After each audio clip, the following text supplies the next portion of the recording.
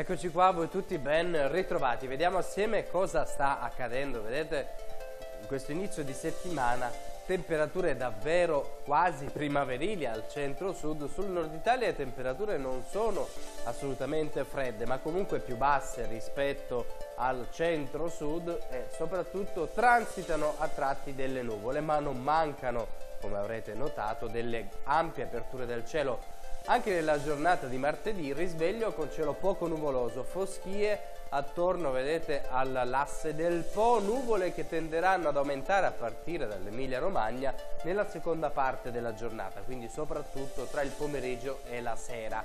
Verso sera non escludiamo qualche isolata goccia di pioggia tra l'Emilia Romagna e i settori meridionali del Veneto, altrove molto nuvoloso, quindi nuvole in aumento ma senza precipitazioni. Vediamo, le precipitazioni poi giungeranno nella seconda parte della giornata, soprattutto di mercoledì. Vediamo le temperature minime ovunque al di sopra dello zero, valori in media attorno ai 5, 6, 7 gradi centigradi, temperature massime che tenderanno a superare anche i 10 gradi con punte di 14 o 15 gradi centigradi.